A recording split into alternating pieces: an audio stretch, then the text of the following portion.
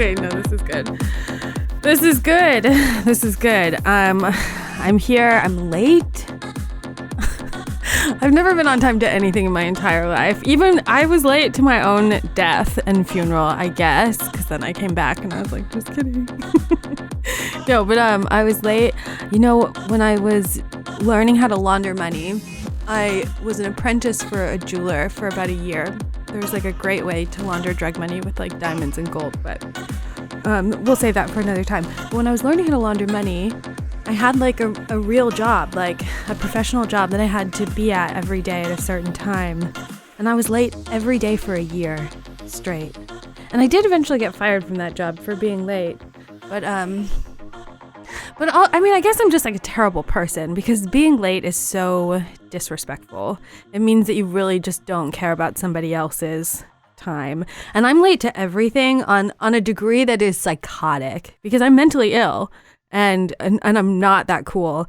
And it's nothing personal towards anybody else. I just have a really hard time with time in particular, and I have a really hard time getting out the door. I really forget things, and I like to say long goodbyes, and I kind of like ramble, or I'll get like caught up in something, or I'll be like, oh, I need water, or like, oh, I forgot that. And it's just like, I'm like, oh, I guess I forgot that. I'll just do one more dab. And before you know, an extra 20 minutes have gone by and someone else is sitting there twiddling their thumbs being like, this bitch, you know?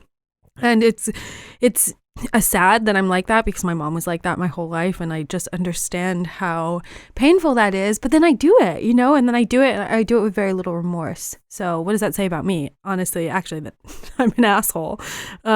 So that's what this episode is about.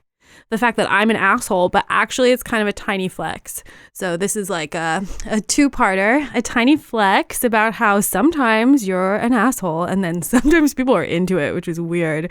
But that is the reality of life and situations and the patriarchy, because being a girl means that sometimes I, you know, get to be a tiny asshole and people are just like, do it, you know? Or they tolerate it, or, you know, it divides us like as like a sex and like a gender, you know, because women are insufferable and then men are assholes because women are insufferable. It's symbiotic. So anyways, I am going to tell you a story, I guess. I'm going to tell you about how when I was in the hospital after I jumped off a building, that 5 different guys who I was friends with, I guess, at some point came to my hospital room and confessed their undying love for me, which I think maybe is something that happens also when you try to commit suicide in a very dramatic way, is that people feel compelled to tell you the thing that they never would have told you if you weren't almost actually really for real, just a tiny bit dead and then back, you know? Just a sec. All right, so... So all this terrible stuff happened with my family. Oh, no, wait, just kidding. I jumped off a building. No, wait, hang on. Okay, back up. So I went to prison. Wait, okay.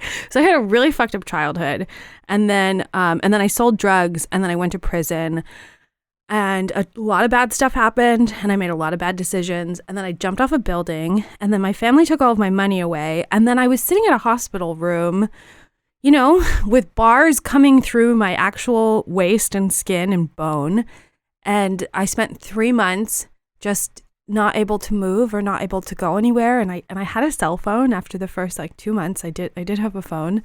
And so I was available to talk to people, but in a really limited and sort of interesting dynamic way, which is I was like the ultimate like victim / heroine, you know, because I had done something that was so metal and then also so crazy and then also so sad and just weird and sort of unexpected. You know, not everyone knew about my multiple suicide attempts before that. Not everyone knew about my fucked up childhood. A lot of people thought that I was just kind of this is true. A lot of people thought that I was kind of just normal. And then like I snapped one day. Like a lot of people who didn't know me that well thought that.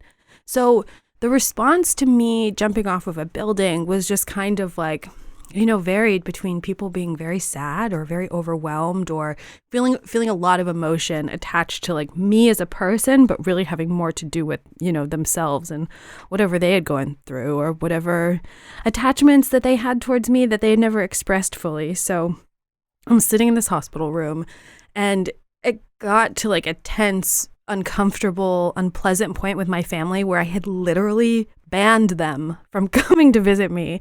So no one in my family was allowed to come see me. And I was like upset, and I had a cell phone. And so I was on Facebook. And so people knew where I was, and my friends who were my family and friends who I had fallen out with. And then people who didn't even really know me that well came to visit. So I can't even tell you because it was so many people reached out to me. So many people came to visit me. So many people that I wouldn't have expected to like give a fuck about me in general, like came and like sat and held my hand, and it was very sweet, and it was very overwhelming. And it was also, it got fucking weird, dude. It got weird because I was in this relationship. I'd been in this relationship for about 5 years. And before that, I was in a relationship for about 5 years. And so I had spent the last like 10 years of my life, like in some kind of serious relationship with someone in particular that everybody knew that I was with, So I was sort of like taken for a long time. And the one brief time that I wasn't, I was like immediately wrapped up with somebody else within a matter of months. So now I'm like, A, single for the first time. B, I'm not like this elusive girl on the internet or from a music festival or from a weed deal or, from a friend of a friend that you heard something funny or interesting or weird about. Now I'm just like this body that's lying incapacitated somewhere near you. So a lot of people came to visit, and a lot of guys came to visit me. A lot of guys brought me flowers, and then 5 dudes in particular, 5 different guys, and like, hello, Tiny Flex, 5 different men came to my hospital room and confessed their love for me or whatever, whatever they thought they felt in that moment that made them feel like they needed to come and say, I have feelings for you, or I've always had feelings for you, or I've thought something romantic could go down between us at some point. And yeah, honestly, like the shit with that really drives me nuts because I, throughout my life, have been the type of girl where I'll have friends that are guys, and at some point in our relationship, that guy will decide that, if he, and it's usually like if they're single, obviously if they're like with someone, then like that's not how it goes. But it's like if you're single and I'm single, or I'm like on the offs with like my long-term boyfriend, I've had a lot of guy friends be like, I love you. Like, I've always loved you. I always wanted to be with you. They don't mean it. It's not that genuine. And it's not coming from like a good place, it's coming from a place of like loneliness and misunderstanding. Because if I'm your friend, I'm not going to act the way I would act with like a guy who I was really interested in, which is crazy. So it's like really easy to fall in love with me if I'm like your friend, because I'm way less crazy, because I'm unattached to your outcome and behavior and experiences. So like I'm not giving you any of my like oppressive input, instead I'm just like giving you my like genuine like love and support. Maybe that's how I should treat relationships. No, I'm just kidding. I don't want your opinion on that. But like I'm just like a different version of myself as a friend versus the version of myself that I am when I'm romantically interested in someone, which is I'm attached, I'm like invested. There's a certain level of like I don't want to say like ownership, but I do feel like if I'm invested and I'm attached, then I do feel like not like I own something, but like I'm a part of it, like I'm definitely intertwined. So like because I don't feel that way with like guys that I'm friends with, they can't really understand what it's like to like be in a relationship with me. So to have that misunderstanding of thinking like, well, we're such good friends, like our friendship is so great. Like, why can't we just turn that into like a, friends and sex? Because it's like, well, dude, you would not fucking like that. So these guys, these like nameless men that I won't embarrass publicly by like calling them out and really portraying what like psychos like men are and like people are in general, to be in a relationship with someone and then to have the relationship end when someone steals money and then the other person jumps off a building, that's probably like the worst time to come forth with like some sort of romantic, emotional, attachment or feeling or proposition, So it was like one guy, we had a math class together, like literally like a math class together, maybe 10 years prior. And he came to visit me in the hospital, and he was wearing a suit, and he brought roses, and he sat down and he just told me that, I was it. And as soon as I wanted to like make that move with him, that like he was ready. And I was just like, what? Like literally haven't seen you in 8 years. Like we took math together once 10 years ago. Like, what are you talking about? It was just really weird. Like we had been friends on Facebook for a long time, but we didn't really know each other, and we didn't hang out, and we weren't really friends. And that was so weird. And I didn't know what to say. And I was just really grateful that a doctor came in and had some kind of weird test that he had to do. And I'm just like, oh, well, I guess you have to leave. And the dude left, and we, we like didn't see each other again. So we didn't see each other again. I think he came to one of my comedy shows once, and that was it. Which is weird. I don't think he listens to this podcast either, so it's like I feel he knows who he is if he's listening, but I don't think he is. So that was weird.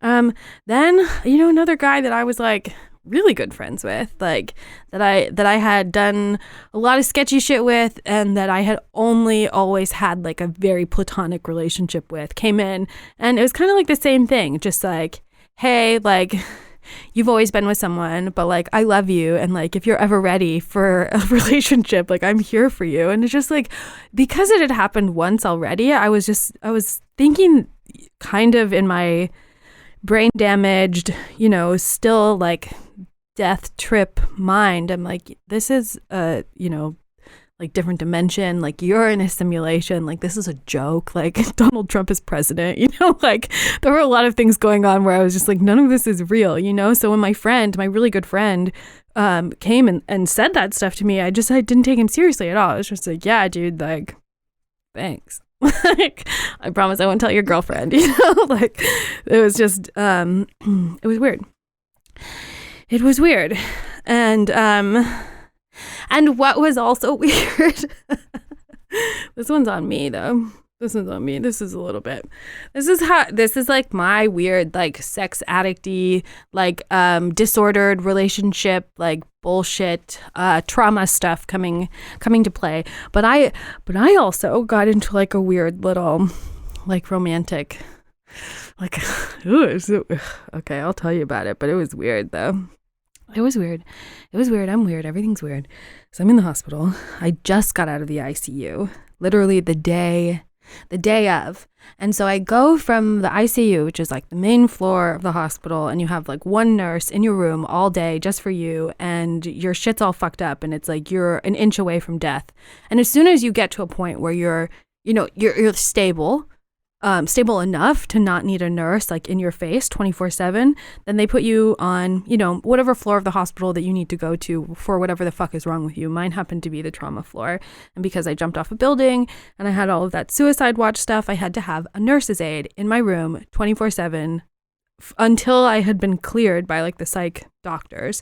So that took about a month. And so every day for a month, I had a nurse's aide, a different person, literally every 8 hours come into my room and just sit and literally just sit and like listen to all of the fights with all of my family, like listen to all my phone conversations, like force them to watch like the Food Network and Keeping Up with the Kardashians and all the fucking Seinfeld that I watched in the hospital, and forcing them to listen to David Foster Wallace like audiobooks, and forcing them to just be a part of like my life and my existence and experience after jumping off of a building and surviving that. So the first nurse's aide that I had was a boy, and he was like a young, like cute guy. like for real, just like actually he was like super young, and he was super cute, and he was just like honestly it felt like a date. Like our first my first 8 hours out of the ICU, I like hung out with this like really sexy, like 21, 22-year-old, like super chill, like fit, looked like a model almost, like black guy that was my nurse's aide for my suicide watch after jumping off a building from that relationship that I was in. And I think that he had been briefed enough on like what happened and like knew kind of where I was at. I mean, I don't know how much of this is genuine, but I will tell you how the story ends. So fun for you. So I'm out of the ICU and he's my nurse's aide and we're sitting in the hospital room, and honestly he's like, so what happened? And that was like the first time that anyone, not even my family, but just really anyone had been like, so tell me like what the fuck like went down. Everyone made a lot of assumptions. Everyone had a lot of conversations around me, but no one was really having a conversation with me about what happened. So it was the first time I had an opportunity to be like, well, it was this, and then this, And honestly, I didn't tell him like everything. He doesn't know all the stuff that you guys know, but he knew about, jail, and he knew about my boyfriend, and then he knew about the money, and then he knew about, what that drove me to do. So it was like I had a really honest and like open, like very intense kind of like third date conversation with him, and he was just really sweet and compassionate and like receptive, and like we had a good conversation. Honestly, we listened to String Cheese. I'm not even kidding you. We listened to String Cheese for like 3 hours, and I think he was just trying to like do a good job, but he was also like really cute, and I was like, you're really cute, and he's like, you're really cute. I'm like literally have blood on my face. But he was like, you're really cute, and I'm not supposed to do this, but like, here's my email address, and just like write me an email, and I'll like give you my phone number. And I'm like, oh, okay, cool. But I didn't have a phone or any internet for a month, and I was actually like his last shift before he went back to school. So I was like the last person to like see him and hang out with him, and then I had this email for like a month. And what happened is eventually I did email him. Eventually we did have kind of like a pen pal sort of relationship. Eventually we did like see each other. Eventually we kind of like hooked up. We like made out like a little bit. And that was it. And he was like a frat boy, so it didn't work out. But I mean, like, I think that's speaks volumes to like my my ability to like attract men like a black widow into a spider's web, where I literally jumped off a building. I literally had blood on my face. I talked the whole time that I hung out with him for the first time about how I had jumped off a building because my ex-boyfriend like sucked. And we still like, I mean, made out. I don't know. Like, is that really, does that say anything about me being really cool? Or does that say a lot about men kind of being willing to do anything for like erotic stimulation, but we did have a really cute pen pal relationship for like a couple of months. So there is that. All right. So that was another one. And then, oh, this hurts. This hurts to remember. This hurts to relive.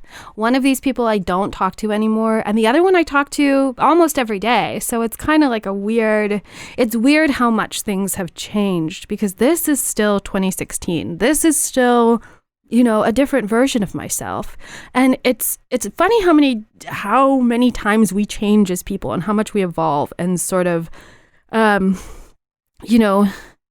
indirectly and directly become different iterations of who you actually are, and for better or for worse. So I had two friends that I used to sell drugs with in different levels. I had one person who was very much above me, and then one person who I used to sell drugs to who would also like distribute them accordingly. So one guy at some point in our tenure said, "Oh, I love you and I've loved you." And I'm just like, "Well, I have a boyfriend, and so can we just still be friends?" And he was like, "No."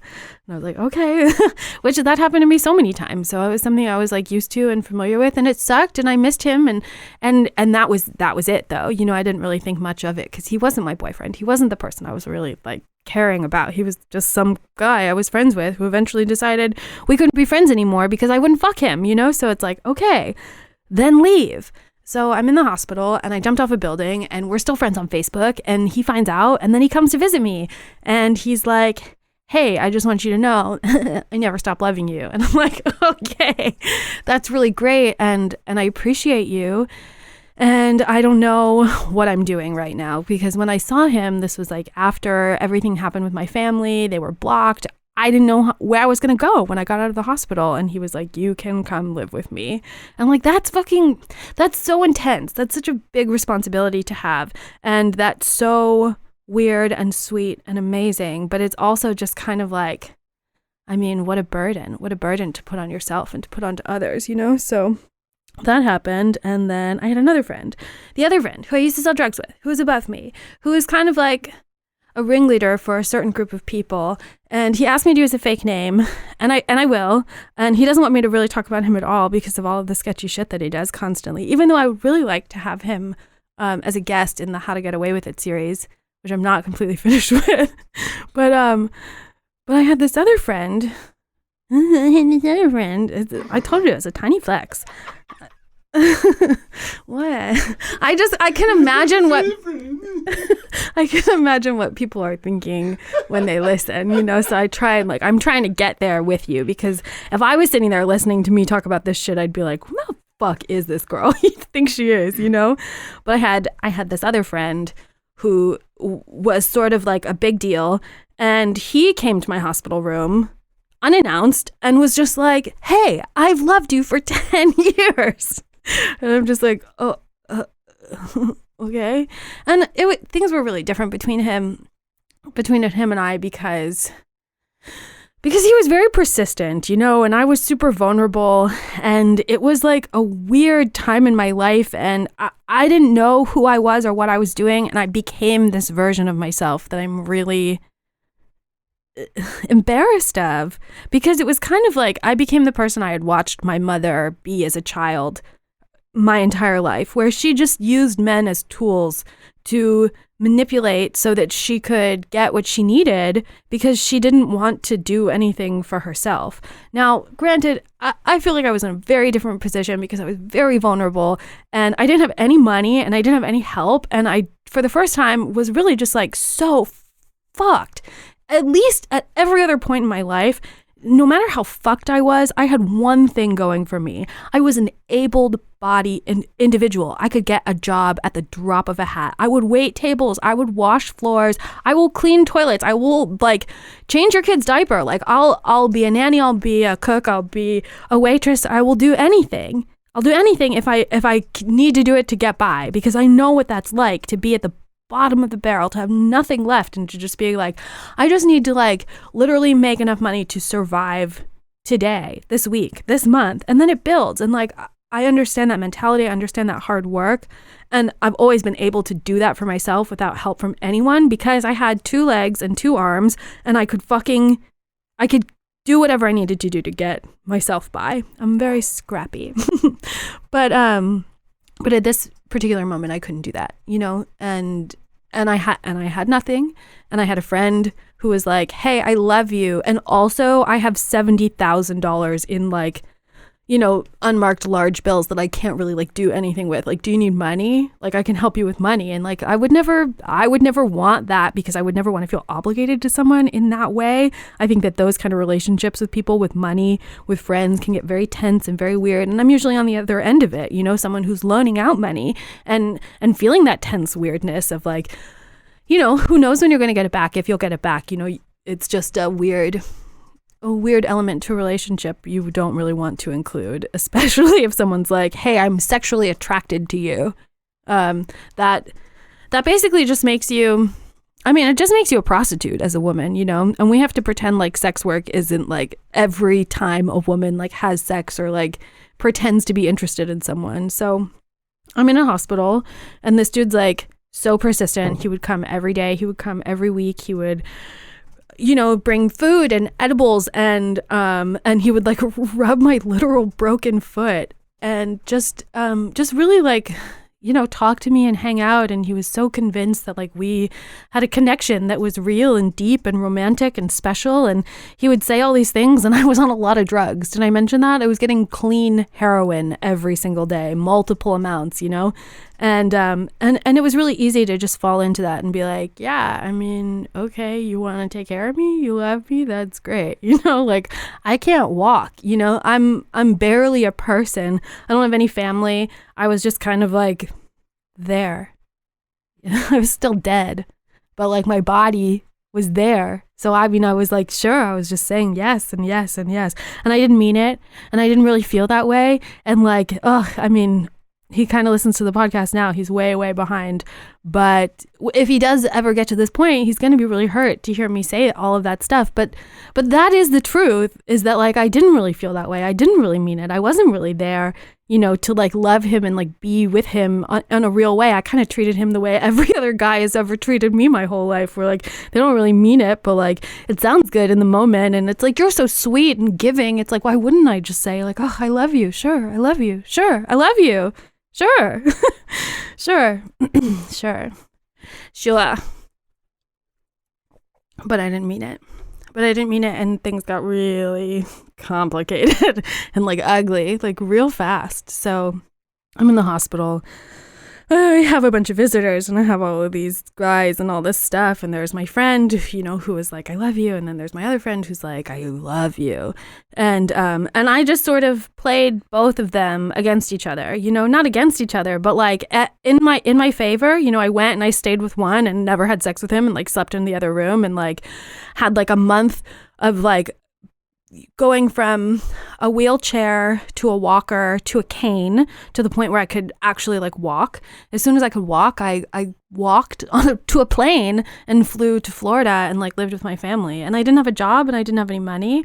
And I used the other guy to just sort of, he bought my prescriptions, he bought me food. He really made sure that I was like, I was okay during this terrible time. And I was so fucking high the whole time. I was so fucking high the whole time. And as soon as I got to Florida, I had complications with my arm and I had to go back to the hospital and I had to have another surgery and I just had all this fucking fucked up shit. And I ended up on a lot more painkillers because I went from getting the dose that they give you in Illinois to the dose that they give you in Florida, which is fucking insane. So I went from, like clean heroin to like, oh, I'm fucking high all day. Do you know what's really funny? I don't know if a lot of people can relate to this, but like if you take a lot of opiates and then on your come down, have you ever wanted to fucking start a fight with someone? Just like get into a fight for no reason with somebody? Yeah, I mean, I've heard that that's like a thing, the sugar cravings, yes, but also like if you do opiates and then during your come down or while you're high, sometimes you're just like, I'm going to fucking fight with this person. So I did that. I did that with this guy, with the guy who's like, I love you, blah, blah, blah, I'm supporting you. I like called him and we would talk a lot on the phone while I was in the hospital. And one day I just like got mad for no reason and acted like the biggest, meanest, most horrible version of myself that I ever could be. And I think I was just afraid to have someone offering me financial support. And I think I was like kind of, mad at my situation and I didn't have anyone else to take it out on. So one day I called him and I was my mother. I was my grandmother. I was my worst self. I like told him everything that I didn't like about him and why we would never be in a relationship. And I really just like pulled him apart, limb from limb, which I could do to people effortlessly and just turn around like it was nothing. I was treated like that my whole life, so I got very good at it. And as you know, I've lost a lot of relationships because of it and made him very upset and very hurt. And it's something that even now is still sort of like a tense topic between us, like that one conversation when I was in that hospital in Naples. And to be fair, I had a needle stuck through my heart that day, but that doesn't matter. It doesn't matter when you're just horrible sometimes. When you're just a dumb bitch sometimes. I know you guys love that line. I think it's really funny that you like to message me about that because I just I love to hear everything that you're thinking and feeling. So anyways, I was in a hospital. I said all these terrible things to him. We sort of like stopped talking. You know, we were never the same afterwards, and it was just a rift between us that caused tension and made our friendship and our working relationship like very complicated and difficult. We even spent like a solid like 2 years like not talking at all. And then a mutual friend of ours died. And ever since then we've been chill bones. But you know, I just think that everything is stupid.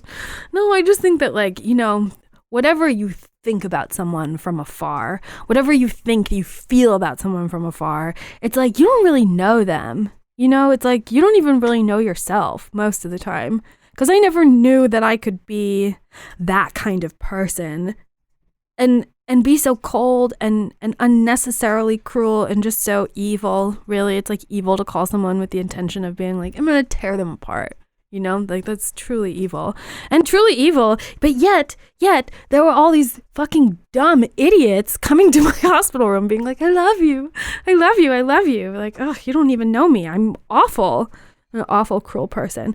Two people who did come to visit me, though, that it's like amazing that this happened, and neither of them are talking to me now, which is like, don't blame them. But I had two girlfriends in my life, girls that are friends, and I like wasn't on speaking terms with either of them. And then all it takes sometimes is just jump off a building, and then people who are mad at you will talk to you again.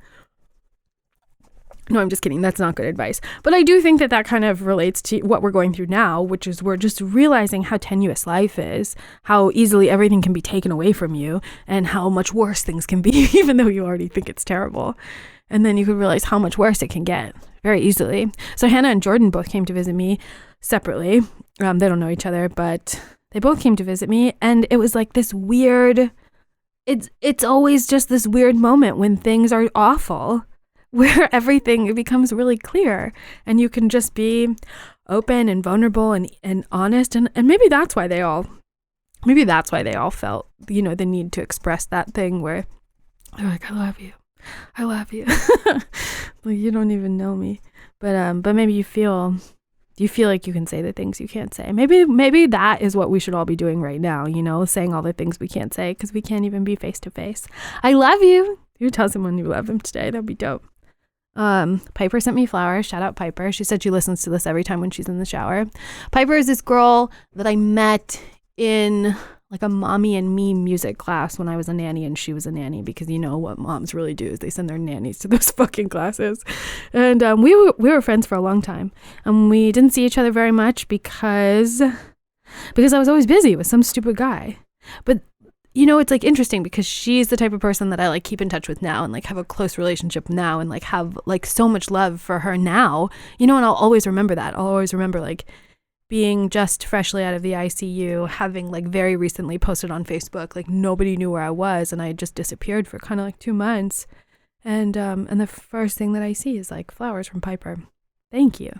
And also my neighbor, my upstairs neighbor, Joel, he came to my hospital room and he used to just sit with me, and he would sit and he would hold my hand and he would pray. And I think that that's like Joel Boyd. He's like semi-famous now in California, but I think that that's like beautiful that like that kind of emotive experience could come out of like something so tragic and terrible. But I mean, that's what always happens with terrible things. You know, so everything that's terrible right now, like something beautiful is hopefully going to come out of it, you know, and just don't forget to make art and tell people you love them. And I'm almost out of time, and I think that you're really special. And, you know, don't forget to check out our sponsor, Shattered Dreams Extracts. And, you know, they're really special. And I am so high all the time. And if you can't tell, you know, by everything about me, I just, you know, I'm honestly living my best life. So I love you guys. Let's see if I could think of anything funny or interesting or cool to like sign off on. Did you know that I'm really attracted to guys who don't give me the time of day? So like if you slide into my DMs and you like tell me that you like me, that immediately puts you in a category of me thinking never. So that's just like a shout out to like every dude who's ever tried to get it like that, because trust me, if I'm into you, like you will know. You'll know. Okay, that's it. I love you. Bye.